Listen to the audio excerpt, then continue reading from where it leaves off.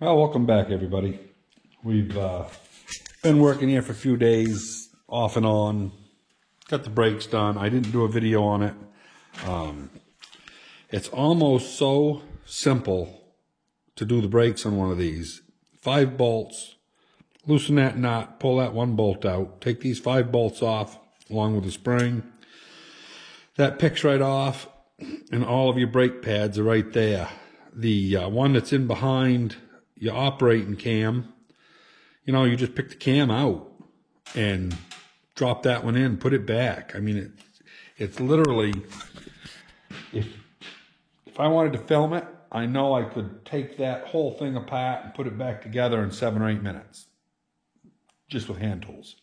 It's that simple. So I didn't video it.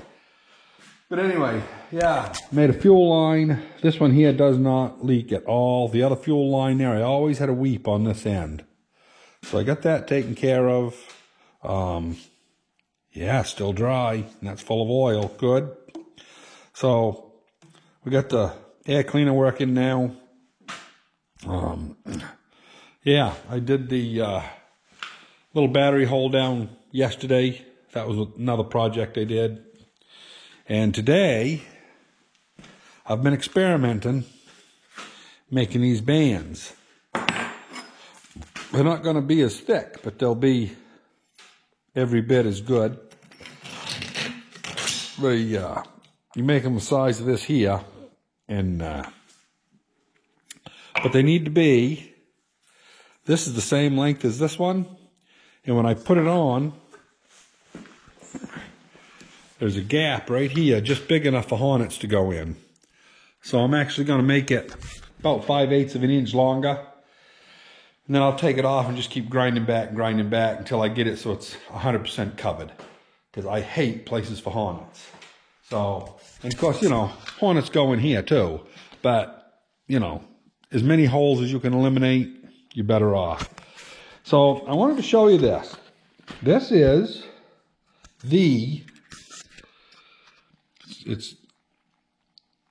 that was a 7, so, and they changed it to a 6. Now, what happened was with this here, well, we'll see if that number's right there, 1529975. That'd be on the other side of the motor. Let's see here if we can see that. Gonna need my light. Okay, it's 152,957. I think I was dyslexic on that, or they were. Yeah, see, they got it 7.5. It's, they got the last 2 numbers. They were a little dyslexic. Yeah, it's 5.7. So, that was just an oversight on theirs. This is the correct one, because it went to Warren Flag. You can just barely see FLAGG there, Harrison, Maine, and then, yeah, they had Harrison, Maine up here. I don't think they had Harrison here, but it was Warren Flag, and looks like Albert something. Maybe some of you people can figure that out. But anyway, yeah, kind of a neat piece. Let's see if the actual 150,596, let's see what the actual serial number says. See if this one's 596. Oh, yeah, 596. Yeah, 596. Yeah, probably can't see it with that, but it is the right serial number there. This one here, they transposed the last 2 numbers on it. But it is the original delivery report. It was in the back of the original owner's manual. The owner's manual just got chewed all to hell. I'm surprised this actually survived. And my father was going to throw it away, and I took this out and kept it. So, had it for years. I actually had this before I had the tractor. I just thought it was too bad to let it get ruined. So, oh, something else I wanted to show you. 11/2/52 is when she was delivered. So, yeah, November 1952. So he bought it in the fall. So anyway, that's where she came from. Warren logged with it.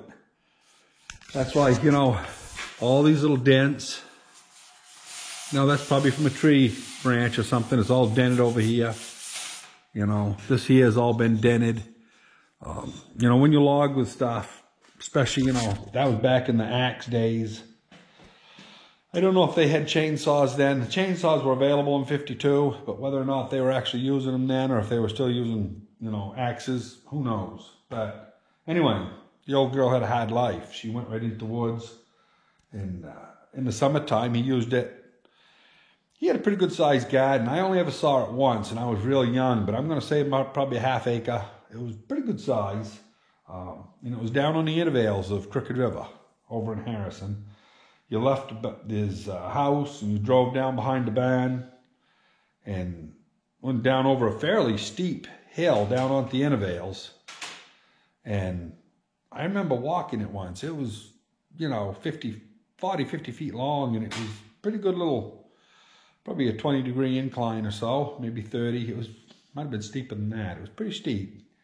And you went out in there, and as I recall, I'm pretty sure it was on the other side of the river. I think he owned land on the other side of the river, and the garden, I think, was on the other side, and it was narrow enough there, as I recall, that he could drive across it. I may be wrong on that, but I'm pretty sure it was on the other side of the river. But anyway, he farmed all along that river. So, yeah, that's it. So, we're going to get back. I'm going to show you how I made that last band. Like I say, I'm going to make it a ½ inch longer. And, yeah. So, and this is spring steel. So, let's go see if we can get them knocked out. I'm going to make a pair of them because this one here isn't long enough to go around either. So, I'll show you how I make one of them. I'm going to make it long. And I got a mark right there. And that's with a ½ inch added to it. So, I got to go get the spool of stuff and cut it off. So, this is what I'm going to use. It's a little thinner than the original. It's spring steel though, and other than that I can't tell you much about it. I had 2 rolls of this come into the transfer station one day, and they set it up front, you know, where somebody can take stuff if they want it, and I saw that, and I'm like, oh, that'll come in handy, and I have used it more than you can imagine. So this spring steel is a 1/4 inch too thick, so I'm laying a 1/4 inch piece of key stock, just flushing it up. I'm going to grind that off with a grinder. And I'll do it to both pieces, get them all ready, and then we'll meet over the other way.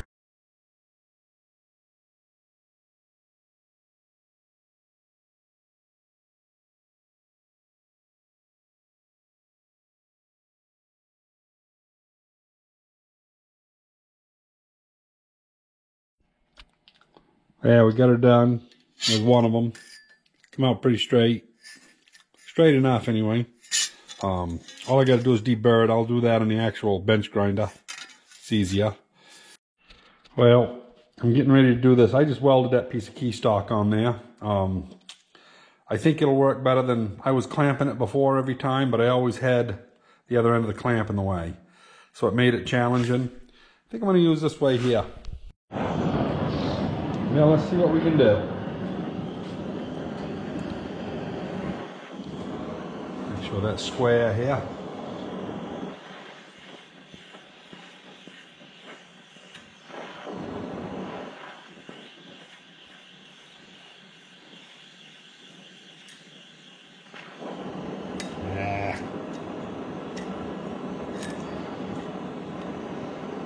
Guess I didn't have it in far enough.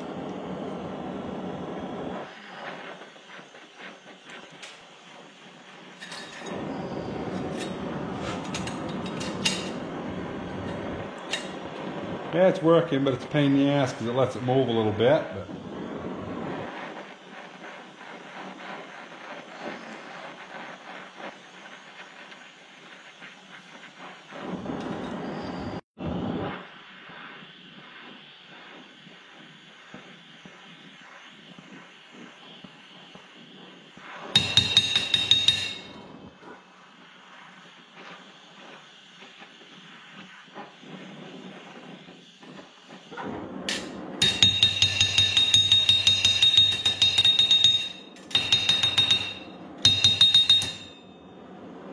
There.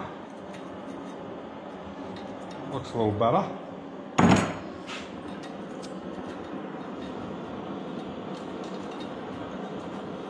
Now, I guess I gotta go get me a small pair of vice grips there so I can get this thing to cooperate. But boy, it's some friggin' close. It's looking good. Just gotta bend this last little bit.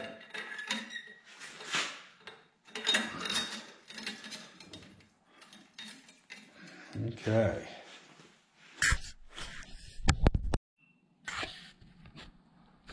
There we go.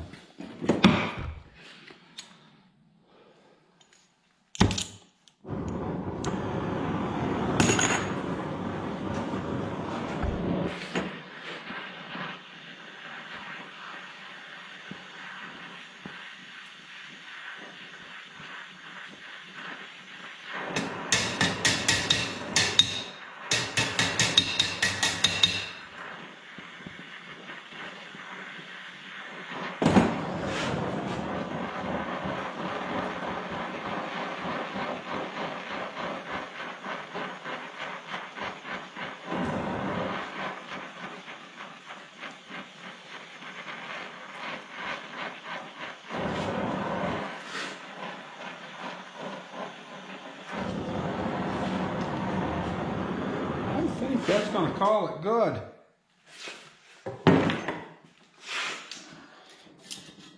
Can I still grab hold that end? Yeah. Yeah. Now we've got to just fit it and cut it to length. As you can see, it's fitting good on the bottom.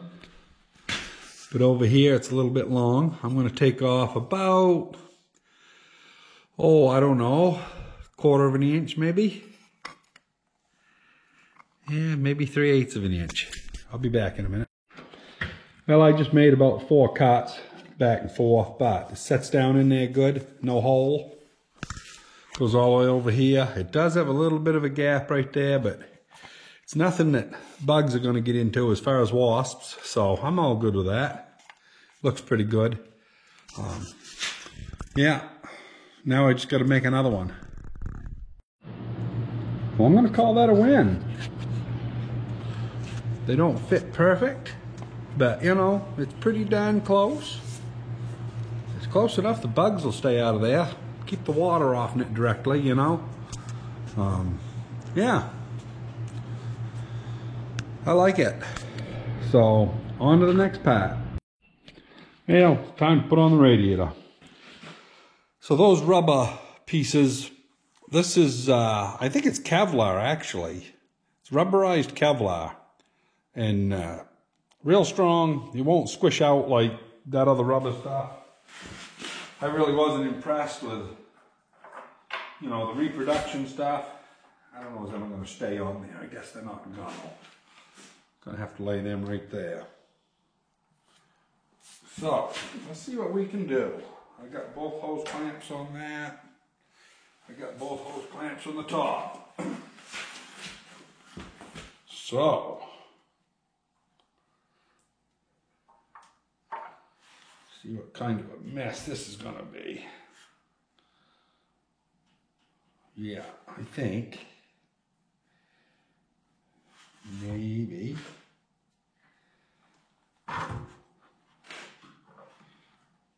I guess I better get a screwdriver and start pushing on that. Yeah, so I slid it this way and then slid it into it. And what happens is you can actually see what you're doing. You can put a screwdriver in and pull it up over. And now that it's up over, it's still not down 100% because I don't have this here all set in. But we can get that with a screwdriver. And then I can just slide this back and we'll have it made. Well, today was going real good. I got this bar here all straightened. I did it off the tractor on the anvil. And I got this all done. And when I moved that ahead, I had loosened these. But it put enough pressure on this that it moved it. So, As you can see, got me a leak there now. So she's got to go to a radiator shop. They may tell me it's junk, they may not. I don't know. But anyway, that's where we're at. Well, some days you just don't go forward, you know. But I mean, we're gaining. Every day we're gaining in small steps. Anyway, that's it for this video. Hope everybody keeps safe, and we'll see you on the next one, everybody. And remember, don't hesitate to hit the like button and subscribe. We'll talk to you later.